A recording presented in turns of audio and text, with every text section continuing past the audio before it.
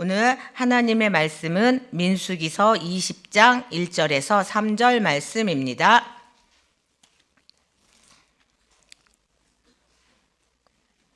우리 함께 합독하도록 하겠습니다. 첫째 달에 이스라엘 자손 곧 온 회중이 신광야에 이르러 백성이 가데스에 이르더니 미르람이 거기서 죽음에 거기에 장사되니라. 회중이 물이 없으므로 모세와 아론에게로 모여드니라. 백성이 모세와 다투어 말하여 이르되 우리 형제들이 야훼 앞에서 죽을 때에 우리도 죽었었더라면 좋을 뻔하였도다. 너희가 어찌하여 야훼의 회중을 이 광야로 인도하여 우리와 우리 짐승이 다 여기서 죽게 하느냐? 너희가 어찌하여 우리를 애굽에서 나오게 하여 이 나쁜 곳으로 인도하였느냐? 이곳에는 파종할 곳이 없고 무화과도 없고 포도도 없고 석류도 없고 마실 물도 없도다. 모세와 아론이 회중 앞을 떠나 회막문에 이르러 엎드림에 야훼의 영광이 그들에게 나타나며 야훼께서 모세에게 말씀하여 이르시되 지팡이를 가지고 내 형 아론과 함께 회중을 모으고 그들의 목전에서 너희는 반석에게 명령하여 물을 내라 하라. 내가 그 반석이 물을 내게 하여 회중과 그들의 짐승에게 마시게 할지니라. 모세가 그 명령대로 야훼 앞에서 지팡이를 잡으니라. 모세와 아론이 회중을 그 반석 앞에 모으고 모세가 그들에게 이르되 반역한 너희여 들으라. 우리가 너희를 위하여 이 반석에서 물을 내랴 하고 모세가 그의 손을 들어 그의 지팡이로 반석을 2번 치니 물이 많이 솟아나오므로 회중과 그들의 짐승이 마시니라. 야훼께서 모세와 아론에게 이르시되 너희가 나를 믿지 아니하고 이스라엘 자손의 목전에서 내 거룩함을 나타내지 아니한 고로 너희는 이 회중을 내가 그들에게 준 땅으로 인도하여 드리지 못하리라 하시니라. 이스라엘 자손이 야훼와 다투었으므로 이를 무리라 하니라. 야훼께서 그들 중에서 그 거룩함을 나타내셨더라. 아멘.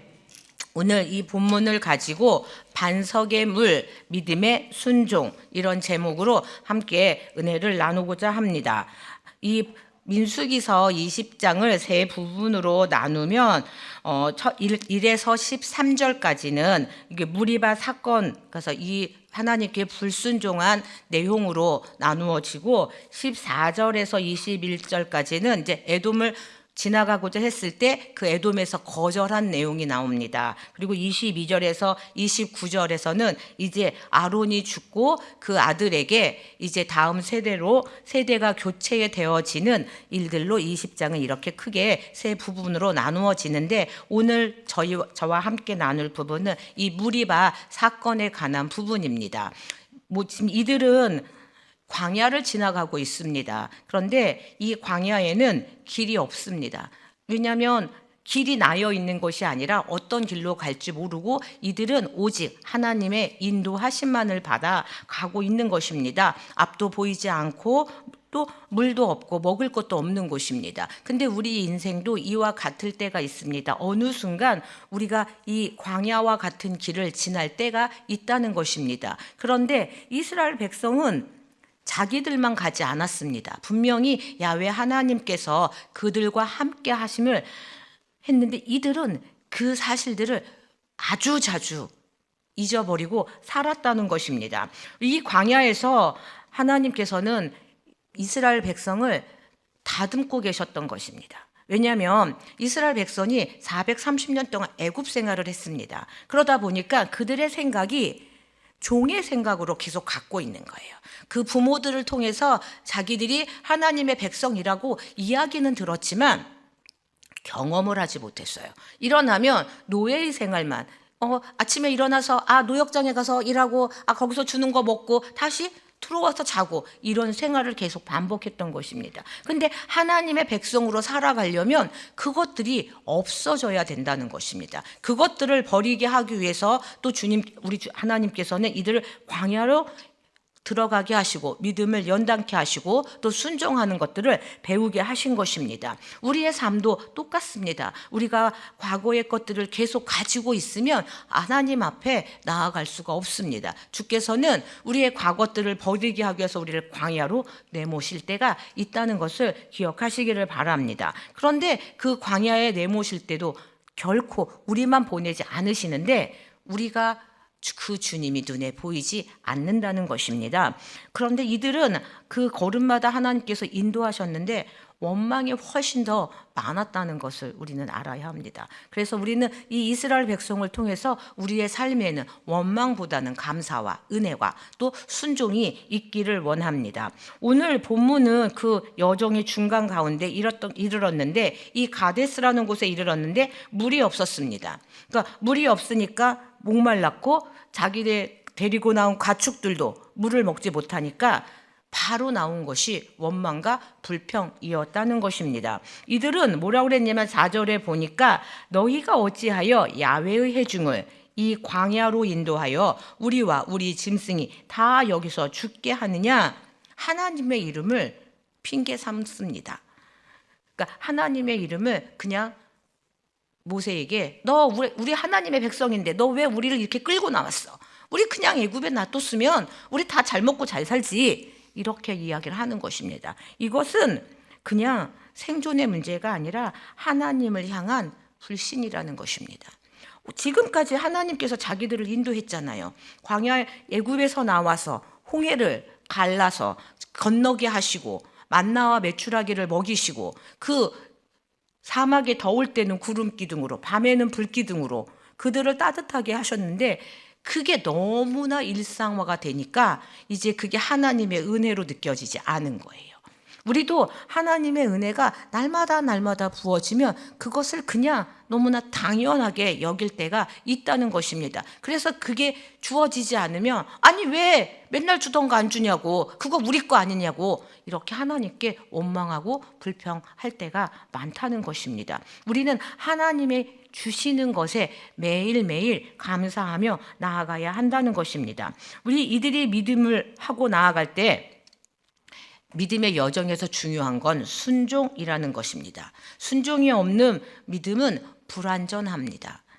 그렇기 때문에 우리는 믿음의 순종이 무엇인지 이 반석의 물 사건을 통해서 나아가기를 원합니다. 첫 번째는 믿음의 위기 속에도 하나님의 뜻을 먼저 구해야 합니다. 우리는 가데스에 도착해서 아까 말씀드렸던 물이 없었습니다. 우리가 음식이 없어도 물만 있으면 살 수가 있습니다. 근데 물이 없는 거예요. 근데 이 물이 없는 사건이 이게 두 번째입니다.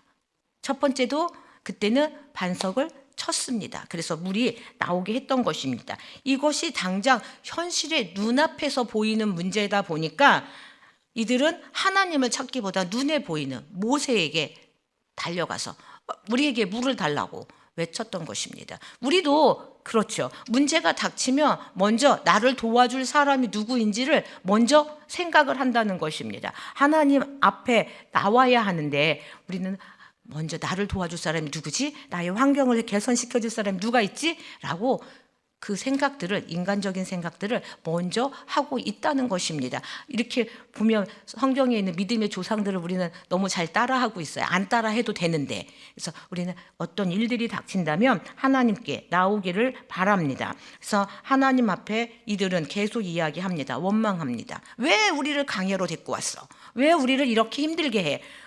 여기는 보니까 아무것도 없잖아. 라고 눈에 보이는 환경을 통해서 계속 모세와 아론에게 원망하는데 그 모세와 아론에게 원망하는 것 결국은 하나님을 향한 원망이라는 것입니다. 자기들을 먹이시고 또 입히신 하나님을 기억하지 못하는 겁니다. 이들이 40년 동안 광야를 지날 때 옷이 헤이지 않았고 신발이 헤어지지 않았다라고 하는데 그걸 생각하지 않는 것입니다. 매일매일 베풀어주는 그 은혜는 이제는 당연히 하나님이 우리에게 줘야 되는 거고 지금 현재는 물이 없어. 빨리 물을 달라고 이렇게 외치고 있다는 것입니다. 우리는 하나님 앞에 받은 은혜에 대해서 그때는 감사합니다. 하나님 감사합니다. 그런데 그 은혜를 금방 잊어버리고 원망과 불평을 더 많이 하고, 또 기도의 응답이 늦으면 왜 나만 이렇게 힘들게 응답도 빨리 안 주십니까? 저 옆에 사람을 보니까 저 사람은 응답도 빨리 오는구만. 왜 나한테만 이러세요? 우리는 하나님께 가끔 항의를 한다는 것입니다.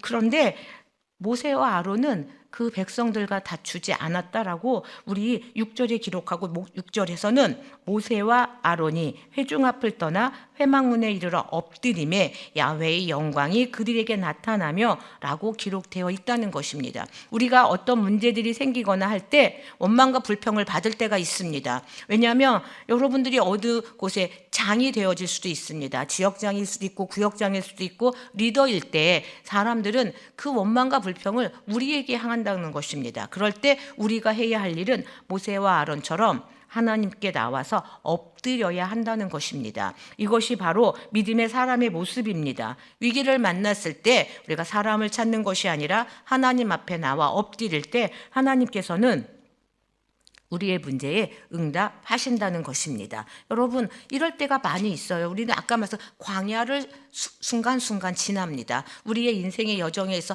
어떤 분은 지금도 광야를 지나가고 있고, 어떤 분은 광야의 초입에 있고, 어떤 분은 이제 터널의 끝에 있는 분들도 있습니다. 그 끝이 지나고 나면 또 다시 우리에게 하나님께서 편안한 여정을 허락하시지만, 우리가 이렇게 고속도로를 계속 가다 보면 계속만 나오지 않아요. 동굴도 이렇게 터널을 지나가기도 하고, 짧은 터널도 있고 긴 터널도 있습니다. 우리의 인생도 마찬가지일 때, 이럴 때 터널 가운데 있을 때 우리는 순종하고 주님 앞에 나아갈 수 있기를 원합니다. 여러분 앞에 여러 가지들의 광야가 있을 수 있죠. 사업이 잘 안 되는 그 사업 때문에 광야의 길을 지나가실 수도 있고, 또 건강 때문에, 또 관계가 틀어져서, 또 자녀와의 문제 때문에 자녀들이 사춘기에 들어가며 괜히 문을 팅하고 닫고 들어가잖아요. 그리고 놓고 해도 왜 문 열냐고 막 항의를 해요. 그럴 때도, 그래서 우리 고슴도치는 가까이 하는 게 아니에요.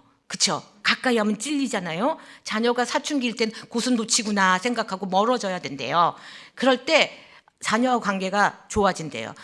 그런데 우리 하나님과의 관계는 가까이 가야 된다는 거예요. 그런 일이 발생하면 우리는 주님께 더 나아가야 한다는 것입니다. 우리 어떤 그 관계가, 자녀와의 그 사춘기의 관계가 조금 틀어지면 이게 오래 가거든요. 그럴 때 하나님께 맡겨야 하는 것입니다. 그 자녀도 나의 것이 아니기 때문에 그럽니다. 근데 나의 것이라고 생각을 하니까 계속 트러블이 생기기도 합니다. 우리의 모든 것들은 하나님의 것임을 잊지 마시기를 바랍니다. 그리고 이렇게 힘들고 어려울 때 누구를 바라보아야 할까요? 사람을 바라보아야 될까요? 아니면 야훼 하나님을 바라보고 하나님께 나아가야 될까요? 그렇죠. 우리는 하나님 앞에 나아가야 한다는 것입니다. 그래서 시편 기자는 시편 50편 1절에 이렇게 기록을 하고 있습니다. 환난 날에 나를 부르라. 내가 너를 건지리니 내가 나를 영화롭게 하리라. 또 46편 1절에는 하나님은 우리의 피난처시요 힘이시니 환난 중에 만날 큰 도움이시라. 네, 하나님은 이렇게 환난 중에 우리를 만나 주시는 분임을 잊지 마시기를 바랍니다.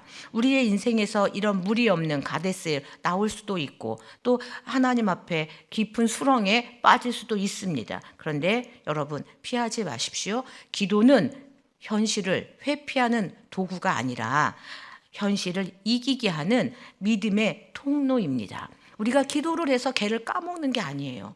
우리는 그것들을 이기게 하며 그 길을 나아갈 수 있도록 우리 주님께서는 우리에게 힘을 주신다는 것입니다. 모세가 엎드렸을 때 야훼의 영광이 임했습니다. 우리가 엎드릴 때 하나님의 영광이 우리에게 임하는 것을 잊지 마시기를 바랍니다. 하나님은요, 무릎 꿇는 자에게 길을 열어주십니다. 기도하는 자에게 홍해를 갈라주시고 하나님께서 요단을 건너게 하신다는 것을 잊지 마시기를 바랍니다. 우리가 구할 때 주께서는 반석에서 물을 내어 주십니다. 그리고 우리에게 은혜를 주심을 기억하시기 바랍니다. 두 번째는 하나님의 말씀을 온전히 믿고 순종해야 합니다.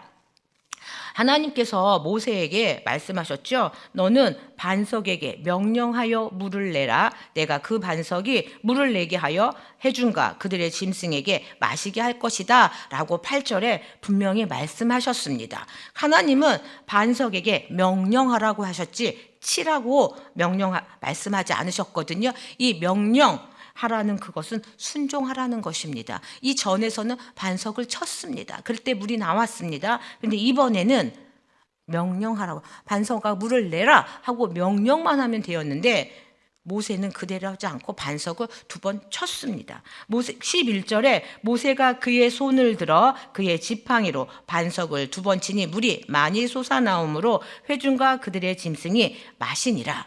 네, 물은 나왔습니다.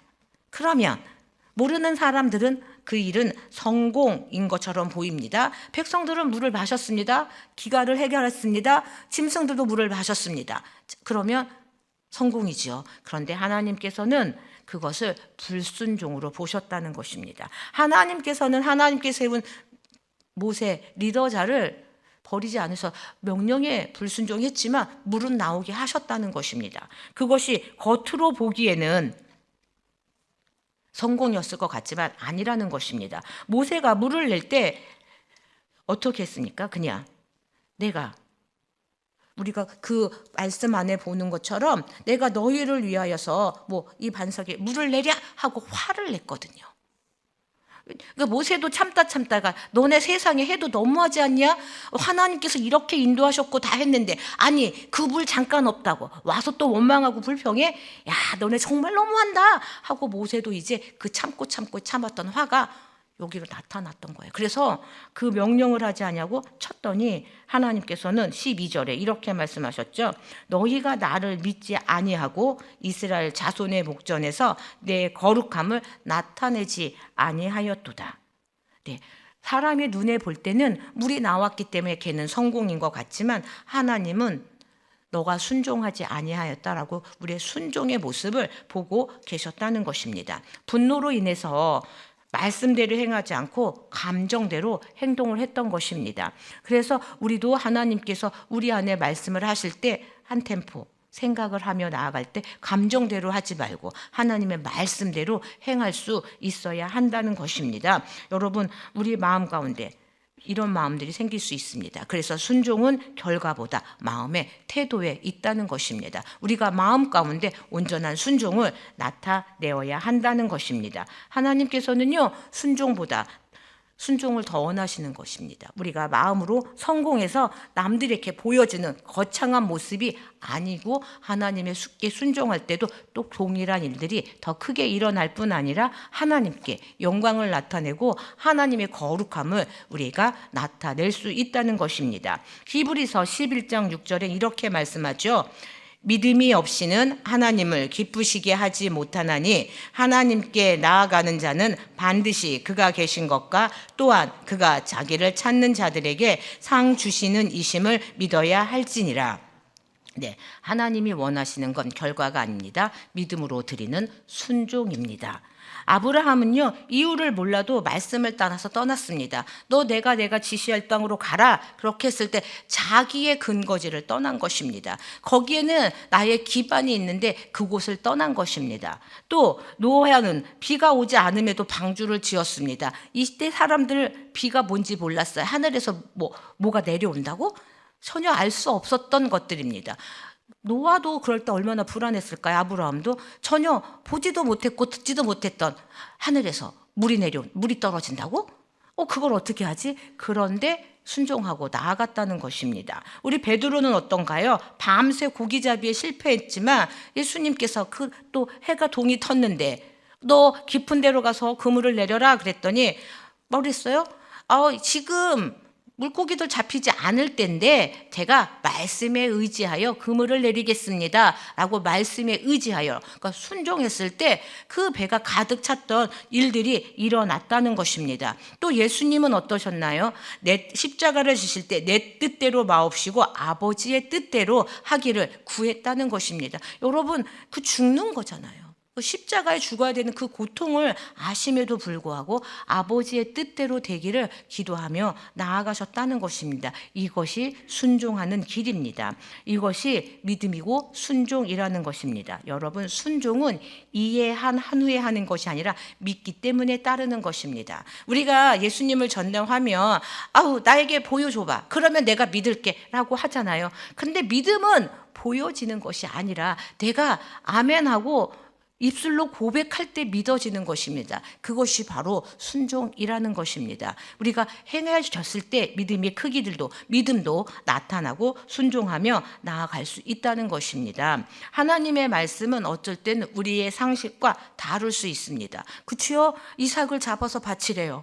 그거 우리의 상식하고는 어긋나잖아요. 그런데 하나님께서는 그것을 통해 더 크게 하셨다는 것을 우리 알 수 있습니다. 하나님의 말씀은 언제나 옳습니다. 우리가 그 말씀이 언제나 옳다라는 믿음을 가지고 나아갈 때 순종하며 갈 수 있다는 것입니다. 하나님께서는 모세의 행위를 나를 믿지 아니하였다 이렇게 말씀하고 있습니다. 우리가 믿음 생활을 할 때 어느 순간 잘 믿습니다. 그런데 한순간 어떤 것은 믿지 못할 때가 있다는 것입니다. 그런데 그런 것들이 점점 줄어든다는 것입니다. 예수님을 처음 믿으면 믿지 못했던 것들이 훨씬 더 많아지는데 이제 주님을 만나고 경험하고 성령의 충만함이 있다 보면 이제 점점 그 말씀을 믿고 나아간다는 것입니다. 나의 상식과 어긋날 때도 하나님의 말씀을 믿고 순종하는데 이제 처음에는 10개였다면 이제 9개, 8개 점점 더 많이 순종하고 이제 1개, 2개를 아직까지는 순종을 못하고 나아갈 때가 있다는 것입니다. 왜냐하면 우리는 이 땅에서 계속해서 성화로 되어 가고 있기 때문에 그렇습니다. 하지만 그런 것들도 우리가 이제 100% 하나님 앞에 순종할 수 있는 믿음으로 성장하기를 간절히 소망합니다. 여러분 앞에 하나님의 거룩함을 드러내기를 원합니다. 자, 세 번째는 순종을 통해 하나님의 거룩함을 나타내어야 합니다. 우리 12절의 말씀처럼 하나님 야훼께서 모세와 아론에게 이르시되 너희가 나를 믿지 아니하고 이스라엘 자손의 목전에서 내 거룩함을 나타내지 아니한 고로 너희는 이 회중을 내가 그들에게 준 땅으로 인도하여 드리지 못하게 했다고 말씀을 하고 있다는 것입니다. 하나님께서 모세에게 진노하신 이유는 그냥 반석을 쳤기 때문이 아니라 하나님의 거룩함을 나타내지 않았기 때문이라는 것입니다. 그 하나의 불순종을 통해서 이스라엘 백성뿐만 아니라 모세와 아론은 그 약속의 땅으로 들어가지 못했다는 것을 우리는 알아야 한다는 것입니다. 하나님은 모든 상황과 그 행동 속에서 하나님의 거룩함을 나타내기를 원하신다는 것입니다. 하나님의 백성이 그냥 결과만 내는 것이 아니라 그 하나님의 성품을 또 하나님의 거룩함을 우리는 드러내는 사람이어야 하는 것입니다. 그것이 바로 우리가 그리스도의 편지요 또 그리스도의 빛과 소금의 역할을 나타내는 것입니다. 우리를 통하여서 하나님의 영화로움이 거룩함이 나타나야 한다고 이야기를 하고 있습니다. 여러분은 그런 통로입니다. 여러분을 만나는 사람들에게 하나님의 거룩함이 나타나어지고 보여질 수 있어야 한다는 것입니다. 우리는 하나님의 일을 성공시키는 수단이 아닙니다. 하나님을 영화롭게 하는 자임을 잊지 마시기를 바랍니다. 하나님께서 물을 내었음에도 불구하고 너는 나를 믿지 아니었다 이렇게 얘기합니다. 왜냐하면 자신의 분노가 그 앞에 앞서 있었기 때문에 그렇습니다. 하나님의 일을 함에 있어서는 우리의 분노나 여러 가지 일들을 제할 수 있어야 되는 것입니다. 오직 우리 여기 이제 하나님을 영화롭게 사람을 행복하게 우리가 하나님을 영화롭게 할 수 있어야 한다는 것입니다. 우리가 날마다 하나님 앞에 감사함으로 나아갈 때 또 순종함으로 나아갈 때 우리는 하나님을 영화롭게 할 수 있습니다. 하나님께서는 늘 감정을 배제해야 합니다. 우리가 하나님의 일을 함에 있어서는 냉철함을 가지고 나아가야 한다는 것입니다. 왜냐하면 우리가 하나님의 일을 할 때 나 혼자 하는 게 아니죠. 우리가 사람들과 더불어 합니다. 또 내가 리더자로 세워져 있을 때 내 밑에 있는 사람들이 어떤 사람들은 나의 말을 잘 따라주지만 어떤 사람들은 따르면서도 꼭 깐죽깐죽 거리잖아요. 한 번씩 긁어요. 그래서 속을 뒤집어 놓는 분들도 계세요. 그럴 때 우리가 그것에 반응하지 말아야 한다는 것입니다. 그러면 하나님의 거룩함을 나타낼 수 없게 되어진다는 것입니다. 우리가 일은 행했는데 하나님께서 그것들을 통해 영광을 받지 못하시기 때문에 그렇습니다. 여러분들, 우리는 하나님께 순종함으로 영광을 나타내시기를 바랍니다. 마태복음 5장 16절에서 예수님은 이렇게 말씀하십니다. 이같이 너희 빛이 사람 앞에 비치게 하여 그들로 너의 자악한 행실을 보고 하늘에 계신 너희 아버지께 영광을 돌리게 하라. 여기에서 말하는 착한 행실은 우리가 그냥 하는 일들이 아니라 하나님의 영광을 나타내는 것을 이야기합니다. 순종은 하나님께 그 거룩함을 비치는 빛입니다. 반대로 불순종은 거룩함을 가린다는 것입니다. 여러분, 날마다 하나님의 말씀에 순종함을 통하여서 주의 거룩함을 나타내어지시기를 간절히 소망합니다. 우리 순종은 그냥 잘해보자 이런 게 아니라는 것입니다. 그래서 로마서 12장 1절에도 이렇게 말하고 있습니다.